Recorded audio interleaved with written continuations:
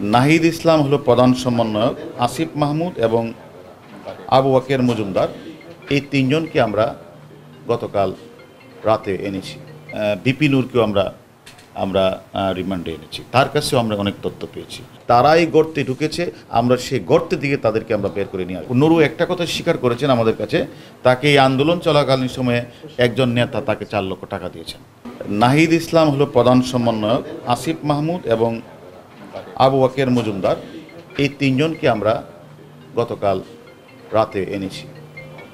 এবং আপনারা জানেন তারা বিভিন্ন জায়গাগুলিতে তারা ফেসবুকে তারা নিরাপত্তাহীনতার কথা বলছিলেন।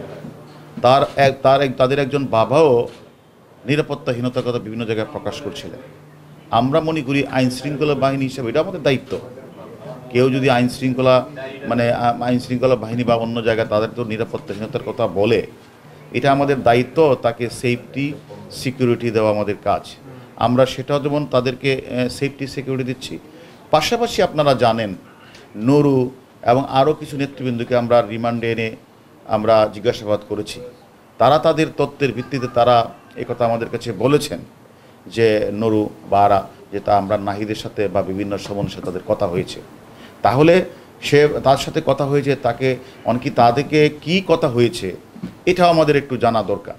সে কারণে আমরা মনে করেছি যে কোঠা সংস্কার আন্দোলনের নেতাদের সাথে অন্যান্য নেতৃবৃন্দের, বিশেষ করে গোলাম পারোয়ার মিয়া গোলাম পারোয়ার, তারপরে নুরু সহ অন্যান্য নেতৃবৃন্দের কী কথা হয়েছে এটা একটু আমরা জানতে চাওয়ার জন্যই তাদেরকে জিজ্ঞাসাবাদ করব। পাশাপাশি তাদের সেফটি সিকিউরিটির জন্য আমরা তাদের রেখেছি। ধন্যবাদ। না, আমরা তো অবশ্যই তাকে যেহেতু আমরা এনেছি, অবশ্যই তার কাছে আমরা কিছু বিষয় জানার চেষ্টা করছি। জানেন যে আমরা বিপি নূরকেও আমরা রিমান্ডে এনেছি। তার কাছেও আমরা অনেক তথ্য পেয়েছি এবং তথ্যের ভিত্তিতে আমরা অন্য একজন এটা আমরা মিলিয়ে দেখছি ঘটনার সত্যতা আছে না। আমরা নুরু এই কথাটা নুরু একটা কথা স্বীকার করেছেন আমাদের কাছে, তাকে এই আন্দোলন চলাকালীন সময়ে একজন নেতা তাকে 4 লক্ষ টাকা দিয়েছেন। আমরা সেই নেতাকেও ডেকে এনেছি। সেই নেতা বলছে হ্যাঁ আমি দিয়েছি। এখন বাকিটা কী জন্য দিয়েছেন এটা আমরা এটা একটা যে মানে আপনারা দেখেছেন যে একটা কি পরিমাণ যে একটা মানে পৈশাচিক কায়দায় যে একটা নির্যাতন, তারা কোঠা বিরোধী আন্দোলন করছে, এটাকে ঘিরে জামাত বিএনপি চক্র, তারা তো কোঠার লোক না, তারা তো ছাত্র না, তারা হঠাৎ করে এই যাত্রাবাড়ি দুনিয়া এলাকায় জারি পেয়েছে। এমনকি দেখেছেন আমাদের একজন পুলিশ সদস্যকে জ্বলিয়ে তারা হত্যা করেছে।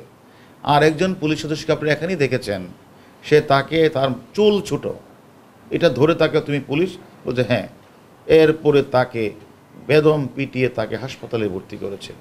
আর একজন ব্যক্তি, সে একজন মানে বড় ব্যবসায়ী, সে হাসনাবাদ তার ব্যবসা প্রতিষ্ঠানে জাহিদ, তার রিভলভার দেখে তার রিভলভারটাও নিয়ে গেলেন, আবার তাকে পিটিয়ে 1.5-2 কিলোমিটার টেনে হিসেবে নিয়ে গেলেন। এটা তো আসলে মানে 71 সালে স্বাধীনতা বিরোধী চক্র যারা ছিল তারাও এরকমভাবে পৈশাচিকদের মানুষের উপরে হামলা করে নেয়। আজকে তারা কোঠাকে ঘিরে যে ধরনের যারা অমানবিক কাজগুলি দেখিয়েছেন, আমরা তাদের 5 জনকে গ্রেপ্তার করি, তারা অলরেডি স্বীকার করেছেন। আরও অনেকের নাম আমরা বলেছেন। আমরা মনে করি পুলিশকে যারা ঝুলিয়ে হত্যা করেছে তাদের অনেককে আমরা গ্রেপ্তার করেছি। যারা বিভিন্ন ভবনগুলিতে, সেতু ভবনে আগুন লাগিয়েছে, ভিডিও ফুটেজ দেখে তাদেরকে আমরা গ্রেপ্তার করেছি। আমরা মনে করি ঢাকা শহরের বিভিন্ন অঞ্চলগুলিতে সরকারি বেসরকারি স্থাপনায় পুলিশ সদস্যদের উপর হামলা এবং আমাদের পুলিশের স্থাপনায় যারা এ ধরনের বর্বরচিত হামলা করেছেন, আমরা মনে করি বাংলাদেশের কোথাও আপনারা লুকিয়ে পার পাবেন না। আমাদের আইন শৃঙ্খলা বাহিনী তাদেরকে অবশ্যই মামলা রুজু হয়েছে, তাদেরকে আইনের আওতায় এনে আমরা বিচারের মুখোমুখি করব। আজকে যে কথাগুলি আসছে, মৃত্যু, মারা গেছে, এরাই তো এই হত্যাকাণ্ডটি ঘটিয়েছে। এরা ঢাকা শহরের উত্তরাতে আপনারা দেখেন জাহাঙ্গীরের বডিগার্ডকে জ্বলিয়ে হত্যা করেছে।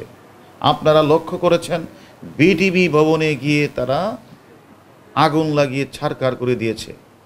তারা আমাদের বাংলাদেশের একটাই তো প্রথম থেকে যে বিটিভি আমাদের অতীত ইতিহাসের মানে আমাদের যে সব কিছু আর্কাইভে আছে ধ্বংস করেছে। আমাদের স্বপ্নের মেট্রো রেল আমরা আসতে উত্তরা থেকে আমরা এখানে আসতে লাগতো আধা ঘন্টা, এখন আমাদেরকে আজকে নাকি এটা চলবে না অনেক দিন। আপনার এক্সপ্রেস হাইওয়ের বুথে আগুন লাগানো হয়েছে। আমরা প্রত্যেকটারই মামলা রুজু হয়েছে এবং এই ঘটনাগুলির সাথে কারা কারা কোন কোন নেতৃবৃন্দ তারা অর্থ দিয়ে, অস্ত্র দিয়ে, রসদ দিয়ে, পানি দিয়ে, খাবার দিয়ে সহযোগিতা করেছে, এর অনেক নেতৃবৃন্দকে আমরা নিয়ে এসেছি, জিজ্ঞাসাবাদ করছি। তাদের জিজ্ঞাসাবাদে আমরা যে নাম্বারগুলি পেয়েছি তাদেরও গ্রেপ্তার করেছি, তারাও স্বীকার করছে। আমি মনে করি যারা এই বর্বরোচিত হামলা করেছে পুলিশের মনোবল ভাঙ্গার জন্য, ডিমোরালাইজ করার জন্য তারা এই ব্যবস্থাগুলি গ্রহণ করেছে।